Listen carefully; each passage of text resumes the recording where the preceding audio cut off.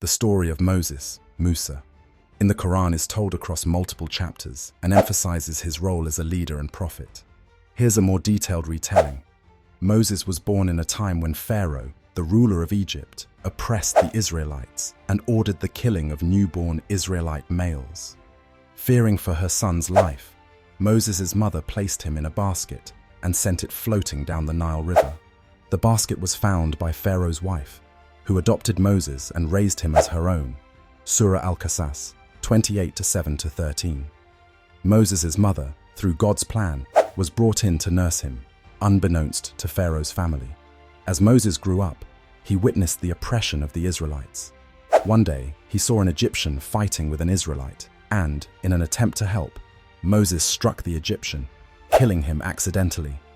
Fearing for his life, Moses fled Egypt and journeyed to the land of Midian. Surah Al-Qasas 28:15-21.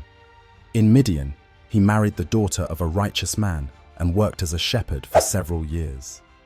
One day, while traveling in the desert, Moses saw a fire on Mount Sinai. Approaching it, God spoke to him from the burning bush and appointed him as a prophet. God commanded Moses to return to Egypt and confront Pharaoh, telling him to free the Israelites from slavery. Surah Taha 29-36. Moses, along with his brother Aaron, Harun, returned to Egypt and went to Pharaoh, conveying God's message.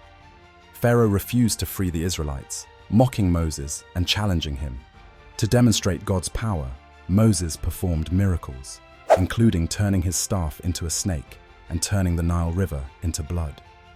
Pharaoh's magicians initially challenged Moses, but they ultimately recognized the divine power of Moses' miracles and believed in God. Despite the signs, Pharaoh remained defiant. Surah Al-Araf 7:103-124, Surah Taha 20:56-73. As Pharaoh continued to refuse, God sent several plagues upon Egypt, including locusts, frogs, and lice. Each time Pharaoh promised to free the Israelites, but went back on his word after the plague was lifted. Eventually, God commanded Moses to lead the Israelites out of Egypt secretly.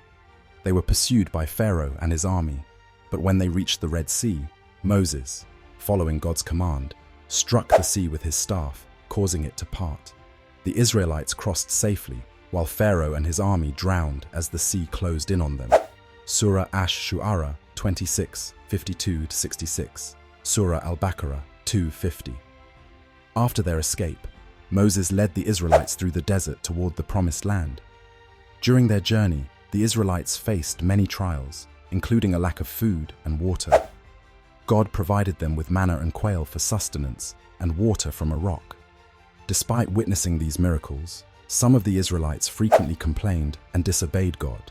Surah Al-Baqarah 2:57-61, Surah Al-Araf 7:160. Moses ascended Mount Sinai, where God spoke to him and revealed the Torah, containing divine laws for the Israelites.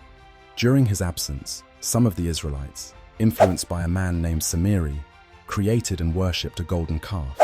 Moses, upon returning, was angered by this idolatry and destroyed the calf, admonishing the Israelites for their disobedience. Surah Al-Araf 7:142-150, Surah Taha 20:83-97. Moses continued to lead the Israelites and guide them in following God's laws. However, due to their repeated disobedience and lack of faith, they were punished by wandering in the desert for 40 years before reaching the Promised Land. Moses himself was not permitted to enter the Promised Land and passed away before the Israelites' entry. Surah Al-Ma'idah 5:20-26. Moses' story in the Quran emphasizes his role as a model of faith, leadership, and perseverance in the face of adversity, highlighting themes of God's mercy, justice, and the importance of obedience to divine guidance.